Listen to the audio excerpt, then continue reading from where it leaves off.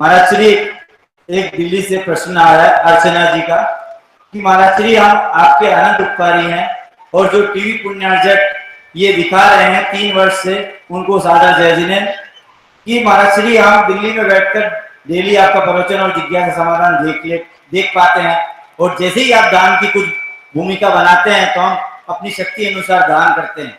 महाराज श्री ये कह रहे हैं कि जब ये जिज्ञासा समाधान या प्रवचन नहीं आता था तो हम लोगों ने, जब पैसा थोड़ा होता था तो अपने मिलने वाले को, क्योंकि दान नहीं कर पाते थे, तो मिलने वाले किसी रिश्तेदार को दे दिया, तो वो पैसा अभी तक आया नहीं और हम उस कारण से तकलीफ में। लेकिन हम आपके अनंत उपकारी हैं, क्योंकि वो पैसा दान में लग जाता है तो हमारा मतलब दान में सदुपयोग हो रहा है। ऐसे बहुत सारे शिकारी बैठे हैं ऐसे, जो अपने रिश्तेदारों को दे दिया तो फिर लौट करके आता नहीं।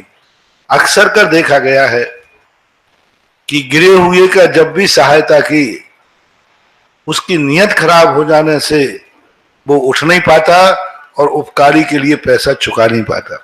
और कई बार तो नीयत खराब हो जाती है, पैसा ले लेते हैं, पैसा आ भी गया तो भी देने का भाव नहीं आता। ऐसे लोगों के बहुत जल्दी पुनः डाउनफॉल आते हैं। मेरा तो कहना है कि किसी कोई हमारे लिए उपकार करे तो कृत उपकारम न विस्मरंती साधवा। थोड़ा सा भी उपकार किया है उसका एहसान मानना चाहिए, और उसका पैसा जैसे बने। यदि किसी ने आपकी गरीबी हालत में कभी सहायता की है तो आप 24 घंटे एक ही चिंतन करो कि दुनिया का मैं खा लूं तो खा लूं, लेकिन जिसने हमारी विपदा में सहयोग दिया है इसका पैसा तो चुका के, चाहे मजदूरी करना पड़े, चाहे भीख मांगना पड़े, भीख भी मांगना पड़े तो भी जिस व्यक्ति ने हमें विपदाओं के अंदर हमारा सहयोग किया है उसका पैसा कभी मत नकारना। महानुभाव, हम शास्त्रों को पढ़ते हैं, जिसने हमें आपातकाल में सहयोग दिया, यदि हम उसका पैसा नहीं लौटा पाए तो जो हालत इस भव में है ये 100 भवों तक वो भिखारी होता है। और भिखारी भी ऐसा नहीं जिसे भीख मिल जाए, ऐसा भिखारी तो उसे लोग भीख भी नहीं देते। क्यों? 2 लोगों को हम कर्म कभी माफ नहीं करते। 2 कार्य कभी मत करना। मंदिर का पैसा कभी अपने उपयोग में नहीं लेना। मंदिर की बोली को झुकाए बिना मत मर जाना। मंदिर का पैसा यदि मरने के दिन आ जाए तो बेटे से कह देना, बेटा सब कुछ मेरा जो है, बस मुझे बनाने मंदिर की बोली देना है, वो बोली हम दे करके ही मरना। एक तो मंदिरों का कभी भी हो, जितने समय की अपन ने मंदिर में मर्यादा बांधी है कि मैं पैसा इतने समय में दूंगा, उसके 1 दिन पहले ही देना। 1 मिनट भी ज्यादा ना हो जाए, 1 मिनट ज्यादा होते ही 1 भव की दरिद्रता तुम्हारे खाते में लिखी जाएगी। 1 मिनट देर नहीं होना। बहुत करुणा दया करके मैं कह रहा हूं, कितनी भी परिस्थिति आ जाए, कुछ भी करना पड़े, पापी लोग पाप कार्य में कई बार मकान बिक जाते, शराबियों के शराब में बिक जाते, जुआरियों के जुआ में बिक जाते हैं, और धंधे वालों के कई बार धंधे में भी लोग दिवालिया हो जाते हैं।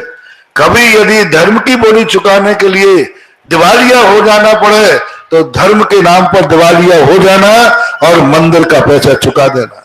कभी मंदिर को चुकाने के लिए मकान बेचना पड़े तो बेच देना, सोना जायदाद बेचना पड़े तो बेच देना। कभी मंदिर की बोली चढ़ करके मरना नहीं, 1 मिनट भी ज्यादा नहीं करना। और दूसरा, मेरा सबसे करुणा करके, बहुत दया करके कहना है, जिसने तुम्हें आपातकाल में सहयोग दिया हो, तुम्हारी दयनीय दशा देखकर, तुम्हारी परेशानी देख करके, उसका पैसा कभी ढकार के नहीं मरना। उसके पैसे को कभी ये भाव नहीं करना कौन सी लिखा पढ़ी की है, क्या कर रहेगा वो मेरा, क्योंकि सहयोग कोई लिखा पढ़ी से तो दिया जाता नहीं। आप लोग आपसी में व्यवहार में दे देते, मेरे जाओ और देना, कभी नहीं करना। 100 भवों तक ये से भिखारी बनते हैं। ये जितने रास्तों में भिखारी मिलते हैं ना, ये वो ही निकृष्ट जीव है जिन्होंने कभी किसी ने इनके ऊपर उपकार किया गया होगा और ये डकार गए। कभी नहीं डालना। उसका तो जो कुछ करना पड़े मजदूरी करना पड़े तो कर लो, कर लो। क्यों? कोई पूछे क्यों? बोले उस उपकारी ने मेरी ऐसी परिस्थिति में सहायता की थी जब मेरा बेटा मर रहा था, मेरा परिवार मर रहा था, दवाई के लिए पैसा नहीं थे, मौत थी सामने, उस समय इसने मुझे बचाया था, इसका पैसा नहीं निकाला।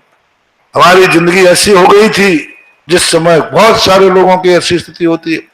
परिवार के परिवार, एक परिवार का मेरे सामने घटना हुई, एक व्यक्ति ने उसका सहयोग किया और उसने बहुत सहयोग दिया।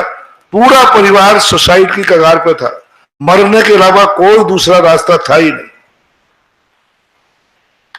ऐसी परिस्थिति में उसने, कुछ लोगों ने अपना पैसा दिया कि भाई, जब बाद में वो ठीक हो गया, सब कुछ जिंदा बच गया, लेकिन उसकी नीयत बिगड़ गई। मैंने उसको बुलाकर समझाया, मैंने कहा बेटा ऐसी गलती मत करो। वो नहीं माना नहीं। उसी भाव में सामने देखते देखते उसके जीवन में ऐसे बुरे दिन आए कि अंत में उसे सुसाइड करके मरना पड़ा, ऐसे फिर मरना पड़ा। और अब कोई सहायता देने वाला था नहीं, क्योंकि बेईमानी एक बार ही हो सकती है। इसलिए उपकारी का पैसा कभी भी कोई सहयोग देवे तो उस सहयोग का कभी भी हड़पना नहीं। ये दो चीजें, एक तो मंदिर का और एक उपकारी का, कभी भी भूलना नहीं, चूकना नहीं।